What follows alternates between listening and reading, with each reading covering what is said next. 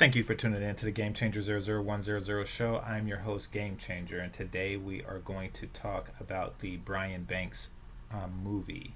It Now it's a non-spoiler review, but I will be doing a spoiler review on it, which I think will be a lot better. But this is such a good movie that I'm not going to spoil it for anyone. I don't want people to watch my channel in place of actually watching the movie. This is a very important movie to see once it's out of the theaters and possibly in the red box or Netflix or what have you. Then we can talk about that. Then we can talk about the spoiler review, and y'all could still pay $1 to go see it. All right. So, if for those of you who don't know, the Brian Banks story is about a young man who was falsely accused of rape and kidnapping, amongst other things. I actually didn't know about the kidnapping charge until I seen the movie. He was sent to prison for about 6 years, and when he was released on parole, he still had to register as a sex offender, and things was just his life was definitely damaged as a result of it. Now, the movie focused on it. The movie starts with him, and it focuses on the damage that being a prisoner, and being a registered sex offender, not being able to go within a certain distance of a school has affected you. And I don't even know how that works because there's schools everywhere. They're pretty much there. They have to be reasonably within walking distance for kids. So, especially if you live in a densely populated city, there's schools everywhere. So maybe he has to go to like some rural suburb and live there, but still, there's you're gonna pass them. I mean, that has to be tough. And having to wake up and charge your leg thing is ridiculous. Anyway, so it focused on that for a large portion of the movie, and then it moves to it's his quest for legal justice. He went through the Innocence Projects and things like that. I didn't know that things were that bad in California. So it's pretty bad. Once a person is wrongfully convicted, it's really difficult, more than most states, to overturn it. So it showed that aspect of it, and then but what I want to focus on in this video, because this is what really popped out to me in the movie. Now, this isn't a spoiler because pretty much everybody knows that he went to, or at least it's public knowledge that he went to a lawyer who suggested that he take a plea deal, a black woman. Now, on the surface, that's not too bad, and that's simply because a plea deal is a win-win for both sides. You see, when you pick a lawyer, it's difficult to determine, if they're good or bad, if they're lazy or shiftless, or just all around bad lawyer. One way to determine that is their track record. However, even that is questionable because how do you determine a victory? Do you determine a victory for, in the case of a defense lawyer, do you determine a victory for somebody who just got completely off? Or do you determine it by somebody who was going to do, life, but instead you got them 5 years? You know, so let's start with that one. Let's start with that one. Somebody was going to do life.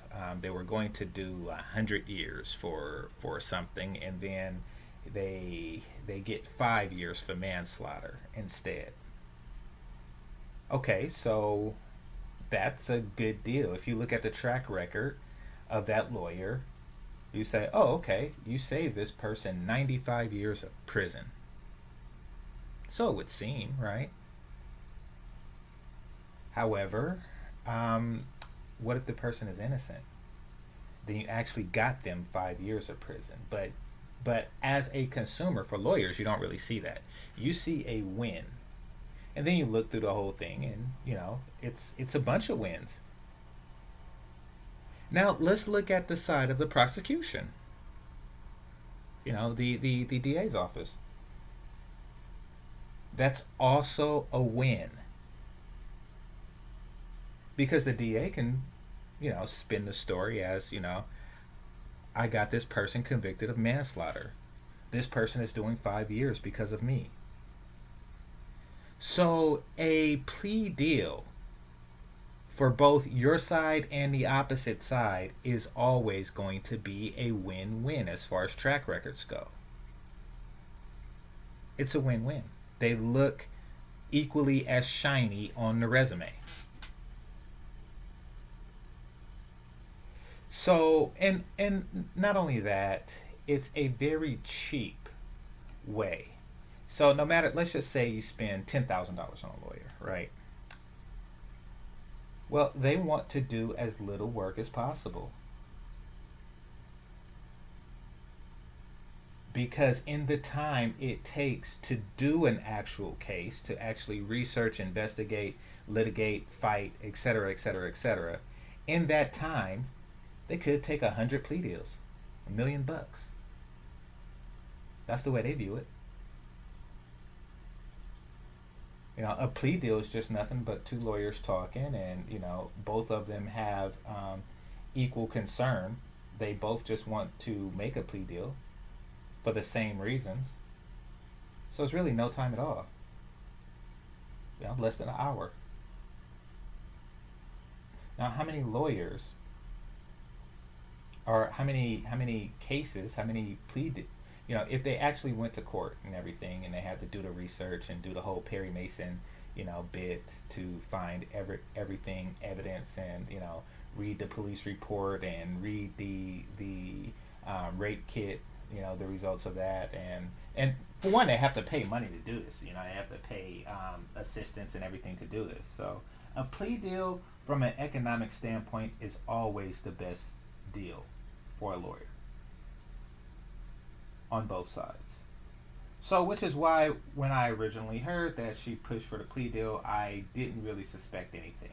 However, after watching the movie and seeing the demeanor of the lawyer, how much evidence was actually for Brian Banks and against the rape accusation, and the length that she went to make the plea deal, I suspect that something else might have been going on there. And this isn't just laziness or, just trying to get that quick buck and everything like that. I think that something else may have been going there. Now, follow along with me for a second. Ladies, gentlemen, would you, let's just say if this Miss Rice person, let's just say she was white. She was a young white person.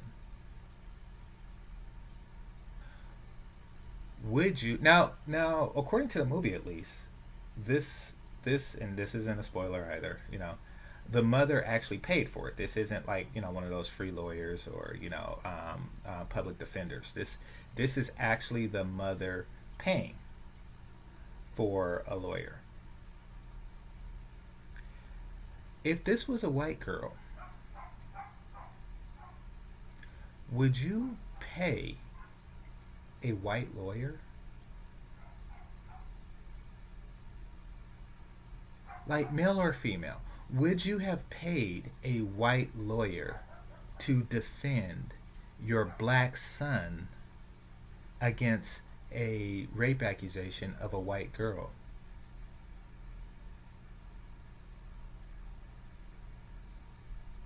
The answer is no.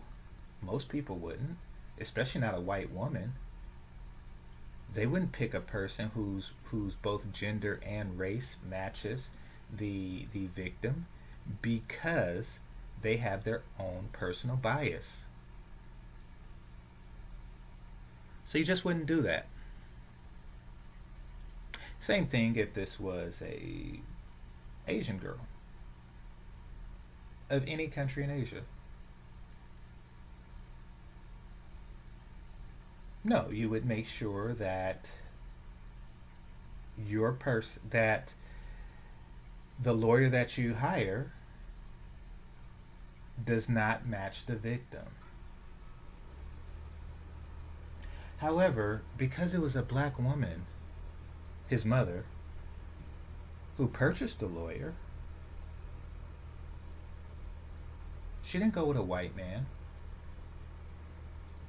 a white woman, an Asian woman, an Asian man, a Jewish man, a Jewish woman, even though most of them fall under the category of white. She didn't do any of that. These people are most likely to be indifferent. And God forbid, God forbid, God forbid that she hired a lawyer who was a black man. Oh my God, clutch my pearls. She hired a lawyer that was a black man? Why in the world would she do that? Why in the world will she hire a man who probably been in the exact same situation as your son? Why on earth would she do that? Why on earth would she hire somebody who is likely to be more empathetic to your son than the girl who allegedly was raped? But because of sisterhood, and it's not just sisterhood, something else is going on here. Some people are black first, gender second. Some people are gender first, black second. And then we're talking about within the black community, of course. It's possible that the mother was black first, gender second, and she didn't see her as a black woman, she just seen her as a black person.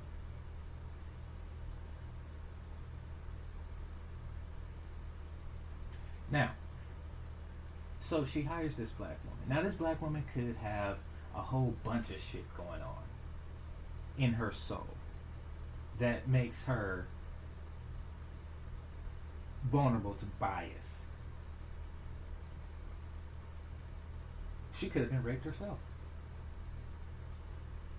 She could have been fucking raped and molested and all kind of shit herself. And when she look at that little girl, or that 16-year-old girl who's accusing this man of rape, she sees herself. Or she could have wanted to be with the football star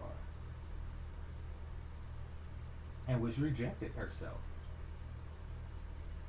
And she sees that this is her opportunity at get back. Now I know what you're thinking, that, oh, it's ridiculous to think that somebody wants to take revenge out on another person just because of something that happened to them in the past. Mumia Obsidian Ali. I mean, I hate to say it, but, brother, he stated that he wants revenge. Not on past women, the individual women, but on future ones. So, yes. Yeah, so just imagine a potential for bias. Just let's use that example. Let's say that Mumia Absini Ali was her lawyer or the district attorney for her. You think that she would have a fair shot? And this isn't a shot at him. I mean, this is somebody who wants revenge. So the mother, either sticking with the sisterhood or um, believing in black first, while others were believing in black woman first, made the mistake of hiring the group of people who is most likely to empathize with the plaintiff. And just to be fair, the group of people who are most against the defendant.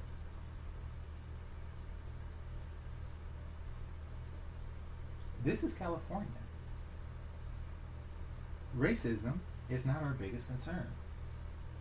Poor gender relations is. Meaning, a young man in a situation like this would be better off with a jury of 12 white men than 12 black women. Especially if he has certain factors. Like he dated a white woman or some shit like that.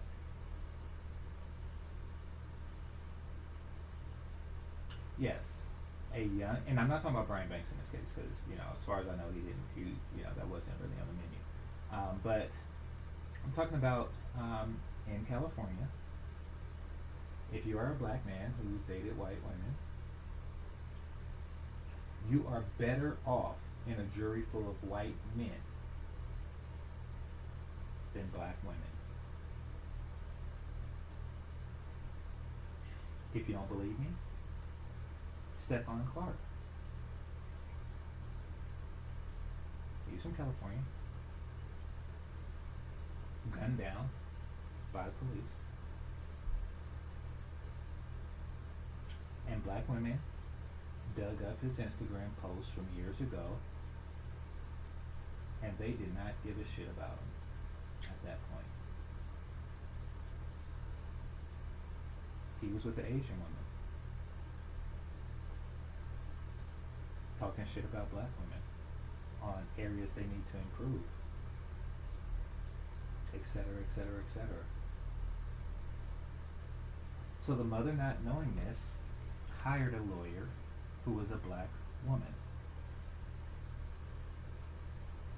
And as a result, this catastrophe happened to this young man's life.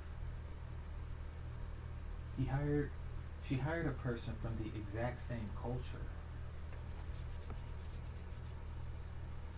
that did this in the first place.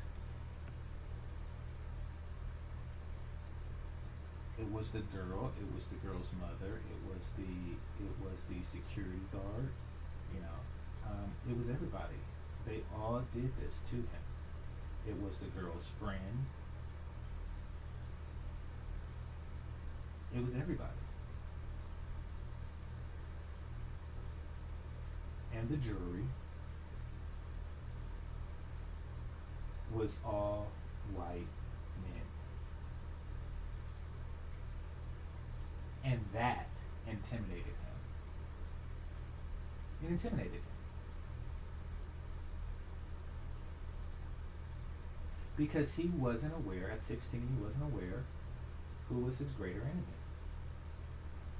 I don't want to say like black women are the enemy, but many of them view you as such. They have been conditioned through movies like the ones that I show you and or that I review and the ones that I continue to review to think of you as an enemy.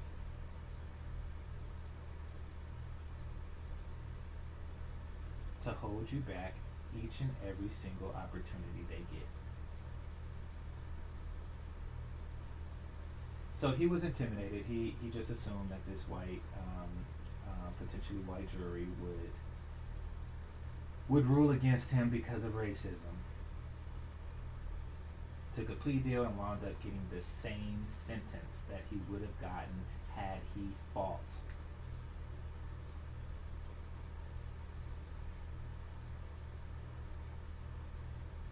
And that is the beginning of what he went through. The trials and tribulations of a black man who didn't know no better. The black red pill community was not available to him at that time. And it is quite unfortunate. He could not recognize. His friend or foe recognition was just black and white. And in a great irony, his biggest champion were black and white women through the Innocence Projects. Now, what does that say? What does that say when you really stop and think about it? And I think a lot of black men really need to change their worldview. You went through hell at the hands of your own people, or at least the X chromosome side of your own people, just to be saved by another group of people, the people that you thought were all that, the people that you thought are just racist, like all 12 of those jurors would have just been sitting there with fucking Confederate flag underwear on and swastikas, under their beards or some shit like that. That's what you're thinking. That's what you're thinking. That's who you thought was against you. But that's not who was against you, was it?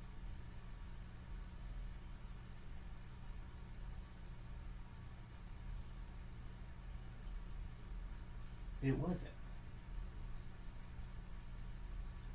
So his perception changed. Of course, by the end of the movie, his perception changed, and he's free now, and his white coach. And this is what killed.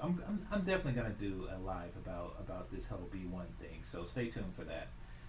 So his white coach, because white men are the devil, and they just want to see black men down. But at least here in California, white people generally are not the devil. White people, like every other people on the planet, hate niggas.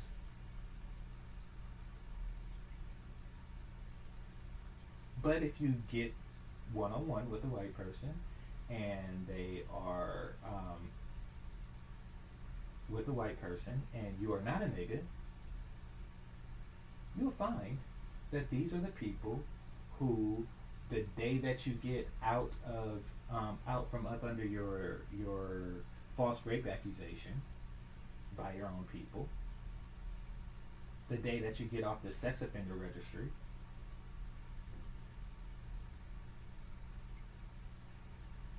they will call you and offer you a job as a linebacker for the Seattle Seahawks.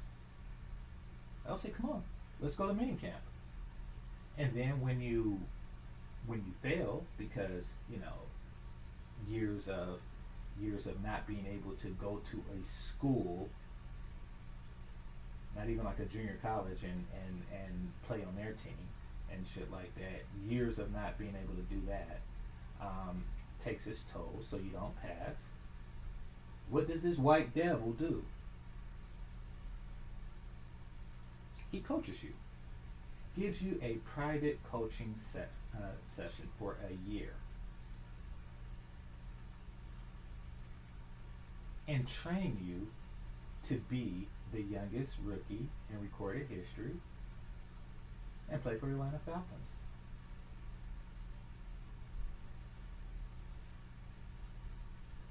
But he was the devil. If he was on the jury, according to his logic at 16, he would have sent them away even if he knew he was innocent.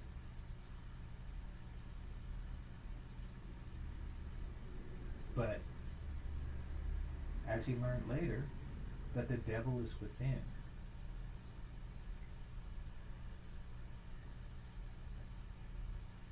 And that is the story of Brian Banks. That is the lesson to be learned. Know thy enemy.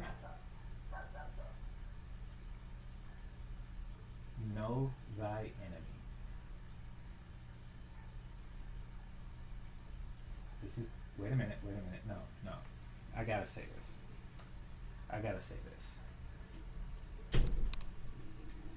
To the pussy is pussy bunch.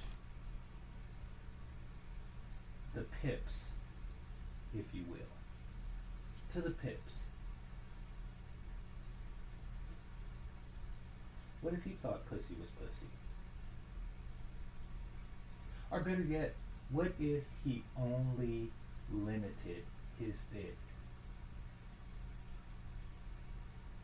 to women that he is attracted to? Not saying that he wasn't physically attracted to, but what if he had mating criteria that excluded her? You may think you have nothing to lose and everything to gain by fucking a woman who's not entirely appealing, or by just going around spreading your seed. You may think that you have nothing to lose and pussy to gain. You're getting your score up, aren't you? You're getting your score up. There's risk involved and trying to maintain a high score. Taking 5 twos over a 10. Taking 3 threes over a 9. You increase your chances of shit like this happening.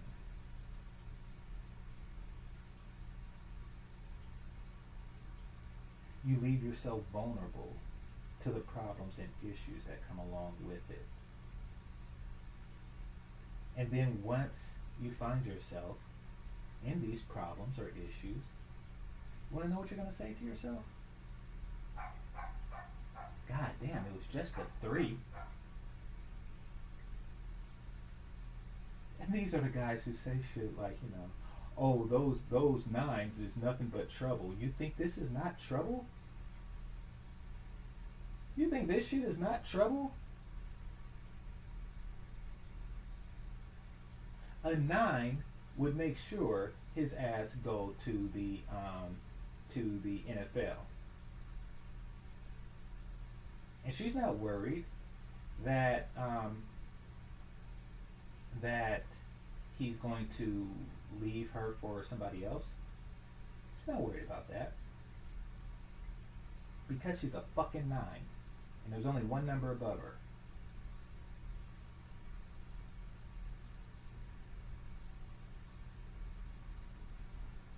Went to high school.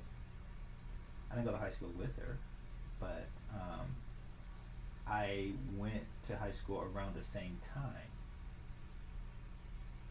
as Laura Govan. Those of you who know sports probably heard her name. I think she had a thing with Shaquille O'Neal. She was on Real like Basketball Wives or something like that. Los Angeles. She was like the finest chick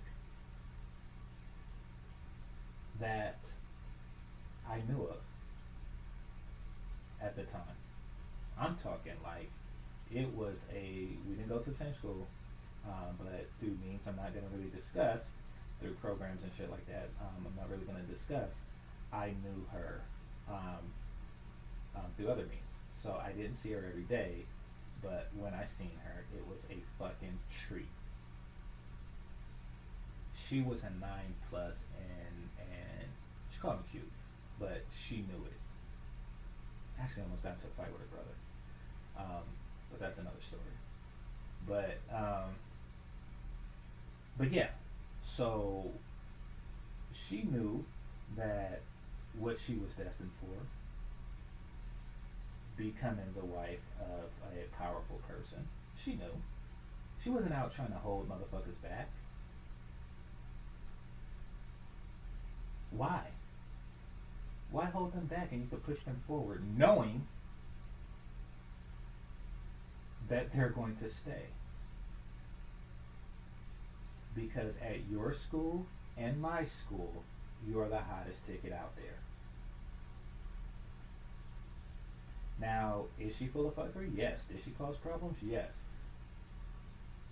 Was it this Brian Banks type of problem? Fuck no. Fuck no. Now, value yourselves, brother. and select your mates accordingly. This is Game Changer 00100, and now I'm out. Game over. Peace.